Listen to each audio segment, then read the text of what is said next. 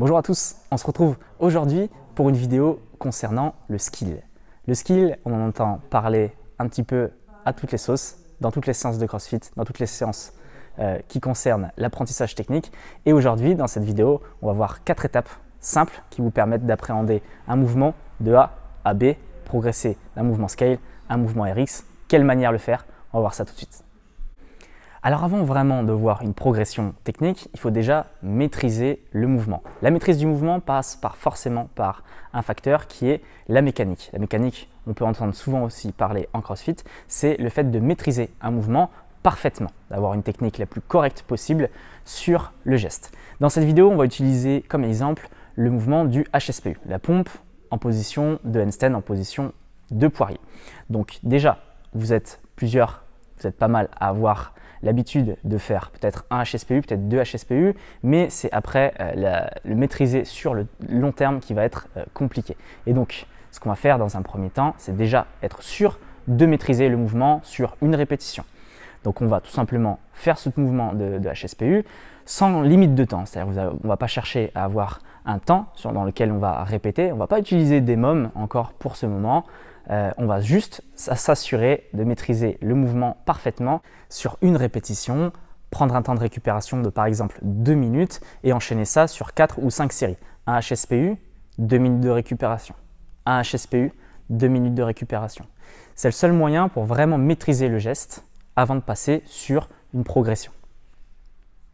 On va ensuite ajouter un nombre de répétitions. Donc on passera tout simplement à 2 HSPU, 2 minutes de récupération. 3 HSPU, 2 minutes de récupération, etc. L'objectif, c'est de rajouter des répétitions, de maîtriser la mécanique du geste sur un peu plus de répétitions, mais sans avoir de temps dans lequel vous allez devoir vous speeder, vous allez devoir accélérer le plus possible. Voilà pour notre première étape. Notre deuxième étape sera donc liée à la constance. C'est un terme qu'on rencontre aussi régulièrement dans le CrossFit.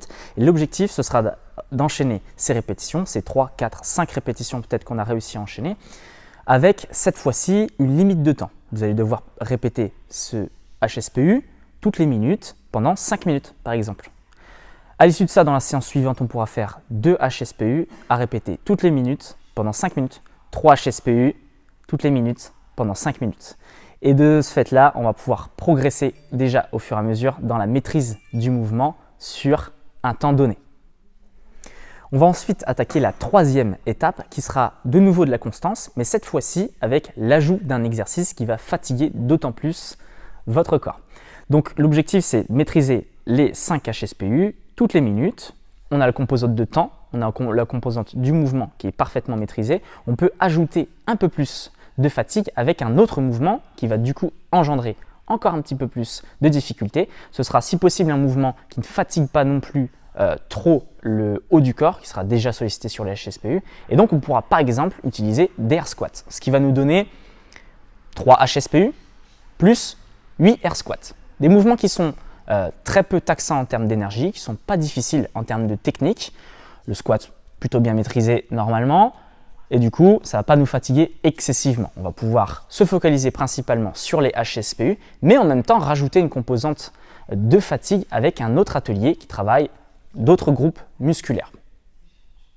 On pourra donc commencer avec un HSPU 8 air squats. On prend 2 minutes de récupération. On ne veut pas se mettre de temps pour le moment. On enchaînera avec une séance suivante 2 HSPU 8 air squats, 3 HSPU 8 air squats, etc. pour arriver sur peut-être 5 HSPU plus 8 air squats et ça, le maîtriser parfaitement avec à chaque fois un temps de récupération. Et pour notre dernière étape, on va ensuite ajouter une composante de temps, ce qui va nous donner peut-être 3 HSPU enchaînés avec 8 air squats toutes les minutes. On pourra ensuite ajouter un autre HSPU, 4 HSPU, 8 air squats, 1 minute à chaque fois pour faire ça, sur 5 minutes. Pour arriver au final à peut-être 5 HSPU plus 8 air squats toutes les minutes pendant 5 minutes. Lorsque vous maîtrisez le geste dans un temps donné, plus l'ajout d'un autre exercice qui fatigue également le corps, et dans un temps donné également, vous pouvez dire que normalement votre mouvement est plutôt maîtrisé, on a fait une belle progression d'un point A A à un point B et normalement ce mouvement de HSPU sera maîtrisé même sous fatigue, même avec l'enchaînement d'autres exercices. À l'issue de ça, on pourrait aller plus loin en ajoutant d'autres exercices, peut-être faire des HSPU, des air squats et du bike erg ou des HSPU, des air squats, du rameur. Rajouter encore un exercice. Vous pourrez également rajouter du temps, donc au lieu de le faire sur un EMOM toutes les minutes, vous pourrez le faire sur 5 minutes, vous pouvez le faire sur 10 minutes, sur 15 minutes, etc. Plus vous allez ajouter du temps, plus ce sera difficile. Et enfin, vous pourrez partir sur un format d'AMRAP. Donc là, un enchaînement avec très peu de temps de récupération, voire pas de temps de récupération, un enchaînement de vos HSPU, de vos air squats, de vos calories, et revenir sur vos HSPU. C'est là où on va vraiment voir si le mouvement est maîtrisé parfaitement, même avec beaucoup de fatigue. Ces 4 étapes peuvent être réalisées sur n'importe quel exercice. Du moment où vous avez cette progression linéaire, vous pouvez le faire sur n'importe quel type d'exercice.